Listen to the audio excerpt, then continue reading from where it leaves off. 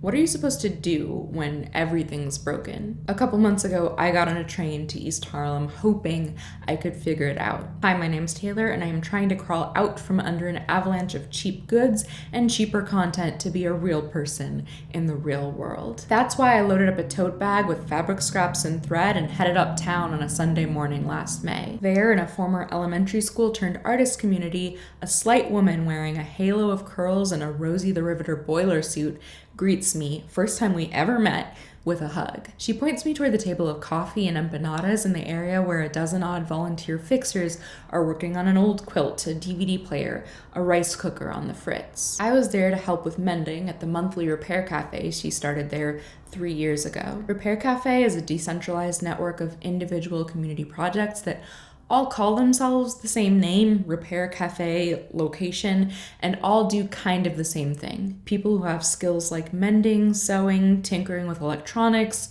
jewelry making, woodworking, crafty stuff, they come and volunteer to fix things. And people with broken stuff, a favorite sweater, a beloved toy, an old DVD player, a lamp, there's lots of lamps, they come to get things fixed. No money is ever exchanged. All the repairs are free. But what does change hands is a bit of knowledge and a bit of care. Because the people with the stuff, they sit there with the volunteer who is fixing it the whole time, and they can ask questions about what they're doing, maybe even do the fix themselves with some help, or they can just watch and tell you about their grandma who made that moth-eaten sweater, or how they happened upon that gumball machine at a thrift store and had to have it for their apartment. Sometimes the item can't be fixed, but most of the time people leave with a favorite pair of jeans or a functional coffee maker that they don't have to throw away and they don't have to pay to replace. And in the process, a little bit of our culture of individualism, of isolation, of overconsumption, and disposability, that gets repaired too. I left my first repair cafe last May, floating down the sidewalk, cartoon hearts circling around my head, and I didn't even really fix much.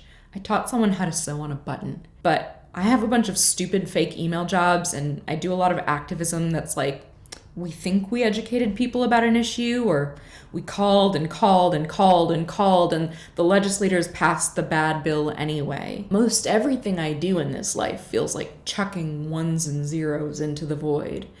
But not sewing on a button. That's something I can see and feel, and I know the work is complete. The goal was accomplished. I got to see the project from start to finish. I got a tangible reminder of what my hands can do. So I kept going back, month after month, into Manhattan, all the way uptown.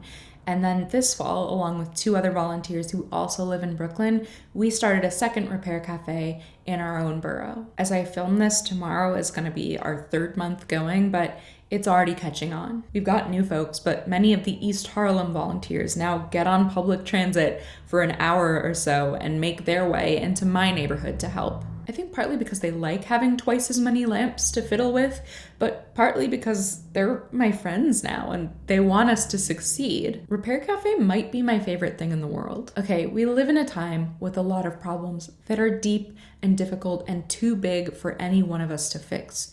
So sewing on a button doesn't feel like much in the face of all that. It's not enough. I struggled with that a lot at first. Like, is there more I could be doing? Is there a better use of my time? Last month, though, a collaborator reminded me that a small thing can be a big deal. Part of showing up once or twice a month and sitting around these tables is showing people that things can be repaired in small ways and big, that it's important to take care of the things that matter to us, and that maintenance is part of the responsibility of ownership, and that the cycle of consumption and disposal isn't our only option, because we can build systems of our own based on care and community rather than number go up. Like, I don't know what to do about the cruelty that's permeated every system. I don't know how to fix a deep hopelessness and a heart that's ground to dust, but I do know exactly where I can go and find some other people and do what we do anytime we don't know exactly how to fix something.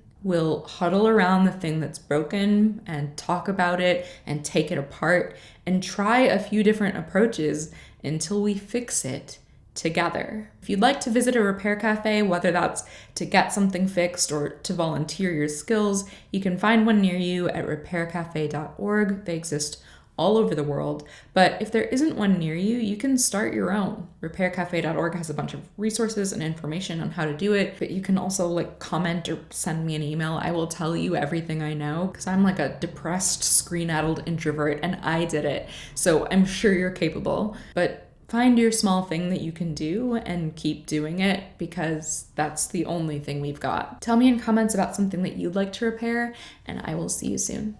Bye.